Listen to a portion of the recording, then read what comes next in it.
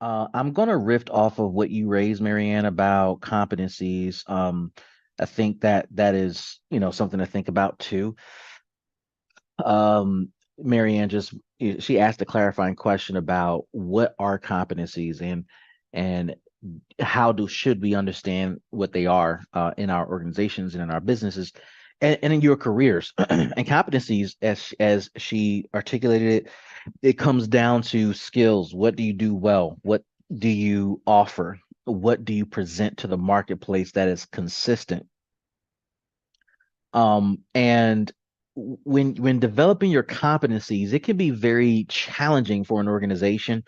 It can be challenging for leaders to identify what they do well. I had this conversation last week with some friends. I have this conversation, quite frankly, all the time with friends, because it's a topic of pain for a lot of people to really do some sort of deep reflection about what they do well and to acknowledge it and to admit it and to accept it.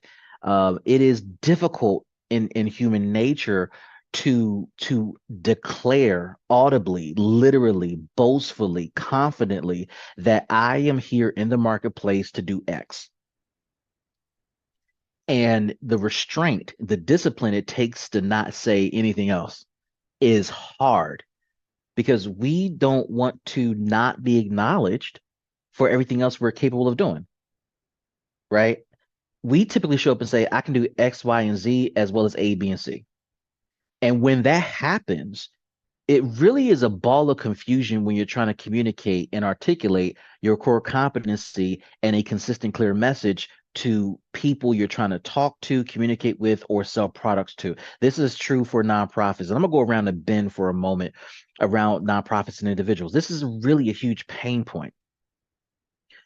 I remember one of several agonizing thoughts in my professional career that I had to go through or questions I had to answer was, which doctoral degree to choose. Now, I already got admitted to the doctoral program I pursued at the time, but there was still a choice to be made. There were several choices to be made.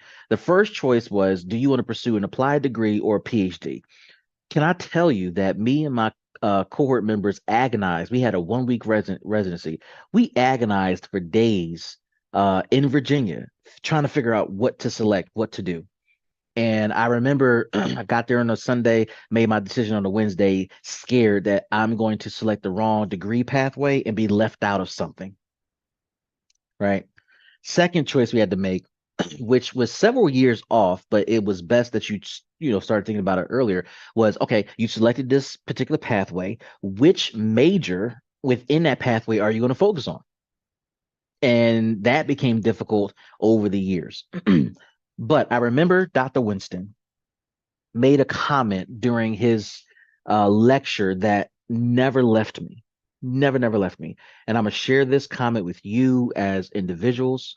I'm going to share this with you as leaders of organizations, leaders of people, leaders of processes and systems and culture and marketplace progress. These are the words of Dr. Winston.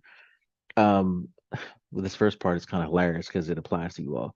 He said that master degree students, the graduates, believe that they are God's gift to everybody because they know everything and they've mastered everything. That's supposed to be a joke. You're supposed to laugh because you guys are master level students.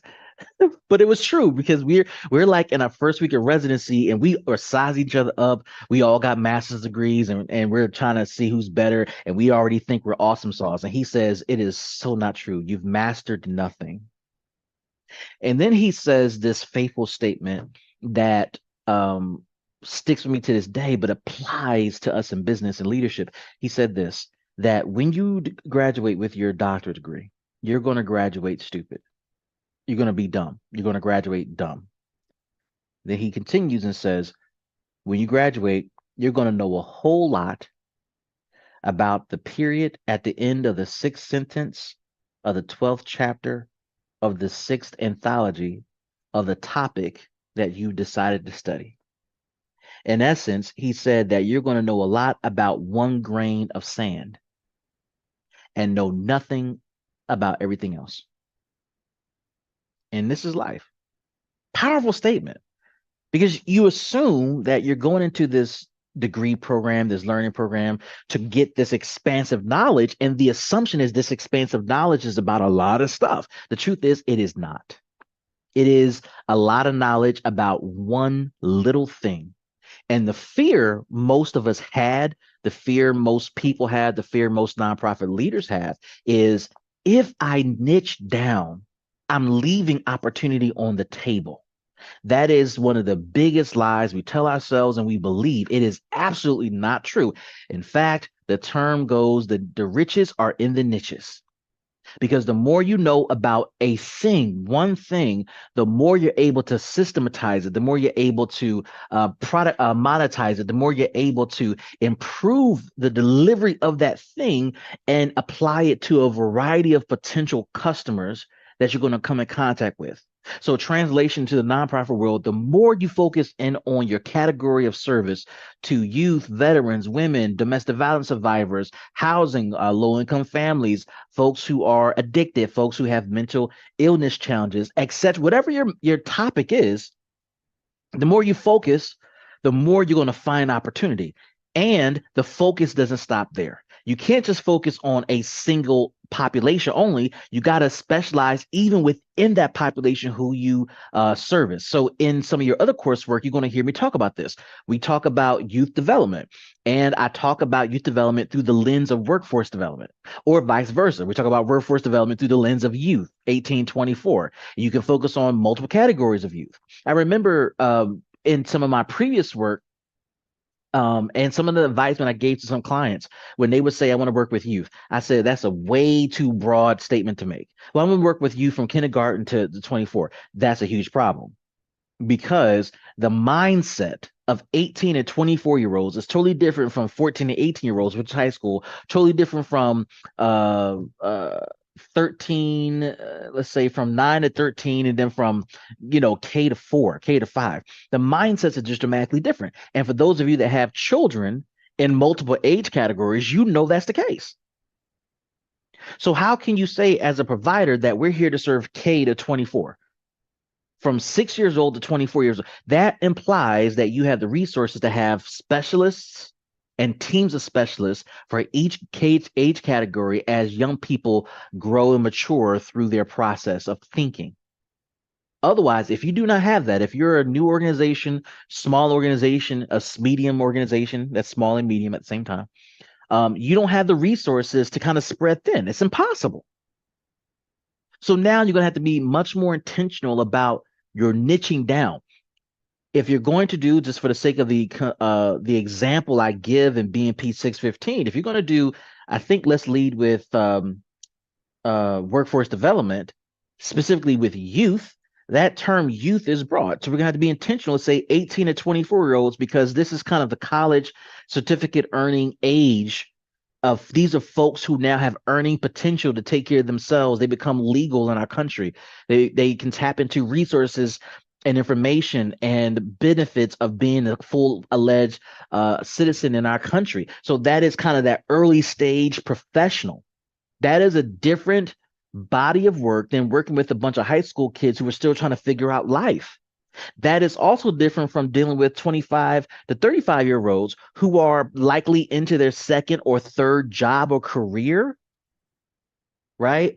It's also different when you're dealing with 35 to 45-year-olds who may be in the midlife area, making complete transitions in their career, have kids and families to deal with, student loan debt, etc. And it's totally different from the senior population who's coming to the end of their arc of working, but working just to make some ends meet, not to survive and build a career.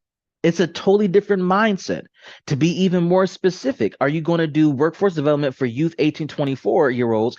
And what type of background will these young people have? Are you going to be dealing with low income individuals, individuals of color, individuals of affluence, individuals who come from well-performing high schools, individuals who come in from tough inner city backgrounds? Are you going to deal with individuals who are returning citizens, individuals who have a very low reading level, individuals who have some experience in work or no experience in work? We went through multiple categories here with young people. Where are you niching down to? I'm gonna serve the entire country. Yeah, no. You all are based somewhere in Macon, Georgia. I'm up here in Connecticut. Whoever is going to watch this video later is somewhere else in the country. It is such a different demographic and culture depending on where we live. So you got to niche down. Why am I hitting on this? This goes back to Marianne's question about competencies. What are your skills? Your skills are cultivated by the decisions you make to niche down and to be even more specific. And you will be surprised if you are scared to make that decision. You'll be surprised at the opportunities that will be afforded to you because of your unique knowledge and abilities. Before I go into my reference point here, this does not mean you do not have or you do not cultivate other skills. You do. You absolutely do. You have other skills because of how you've been classically trained academically, your other life experiences, your career brings new experiences and opportunities for you to kind of explore what you do well. But you got to be clear about the thing that you're putting forward that you're selling to the marketplace. I remember several years back, my consulting company, Eli Patrick Co.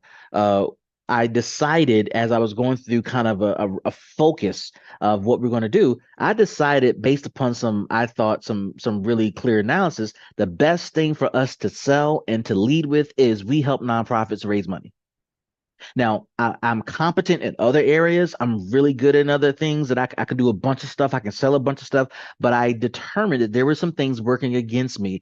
Age, background, experiences, relationships. I was lacking in those areas, and it didn't give me a fair shot as I thought to compete with others who've been in the business, who've been in the industry for a very long time.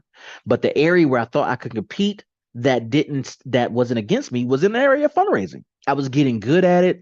I was really developing the skills and raising millions of dollars, and I developed my own philosophy of how to do that. And it was consistent, and I was teaching my staff to do it. I figured, okay, well, I can teach this and I can help people raise money. And this is agnostic to some of the other things that are against me. I struggled, though. I struggled to not mention, oh, yeah, I'm really good at A, B, and C, and D as well. But I also noticed that as I niched down and as I begin to talk about what I do, and it was a very clear statement, help nonprofits raise money, the reactions were tremendous in terms of that's clear. We need help. Can you help us? And then this is the crazy thing that happens when you niche down. People discover that you have other skills, other abilities, and they ask, hey, can you help with strategic planning? Sure can. Can you help with leadership development? Absolutely can. Can you help facilitate our meeting? Sure thing. These are things I'm really, really good at. Strategy development, really, really good at. Leadership development, really, really good at. Program design, really, really good at it. But I don't sell it. I don't promote it. It's not the thing I lead with, but my customers find out about it and it ends up becoming an opportunity to provide other services to our customers. The reason I brought this up, the reason why I had this little talk here is because if you look at slide 11 in your presentation, around uh, uh, coming up with the one idea, coming up with the idea for your nonprofit social venture, coming up with the idea for the launch of your new nonprofit, coming up with the idea of how you're going to serve nonprofits. Notice there are three circles here that they highlight. Number one, it highlights you got to understand patterns in the business, in the marketplace. What are the patterns in your niche? If you're not niched down enough, you will be wildly ignorant of these patterns. You have probably heard me say this before, but I'm going to say this again. Your funders are so smart.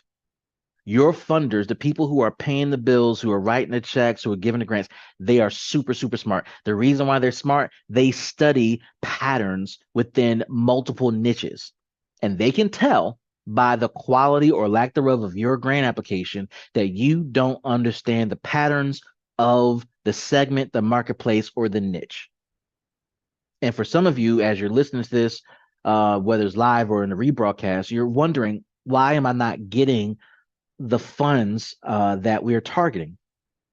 Why are we not performing well on our grants? It could be because you're not able to communicate a clear thought and understanding of the patterns of the marketplace. So for our example with youth and workforce development, you're not understanding the patterns of workforce development, how it works in your industry, works rather in your region, youth employment, how that works, youth education, how that works, youth engagement in certain communities, how that works, how all this plays out. You got to understand the patterns. So when you start to build a social venture to support the work of your nonprofit, it has to be tied to, in my view, to the patterns you recognize in the marketplace. Number two, you got to have social assets. These are assets that says that we have ties into the community, we have programs into the community, we have significant relationships in the community, and that means that we have some sort of foundation to launch this thing and to be successful. So if you're going to launch a business that's designed to employ young people, regardless of what it is, right? The social asset is you understand youth behavior, youth workforce, youth engagement, etc. And you understand what it takes to bring them to a place where they are ready to be employed and they can show up to work every day consistently until they get on their own 2 feet and graduate from your business to another person's business.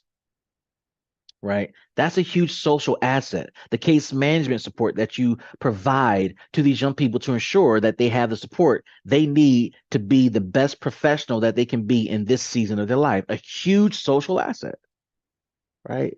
The respect of the community, that people know that they can refer young people to your program. Major social asset.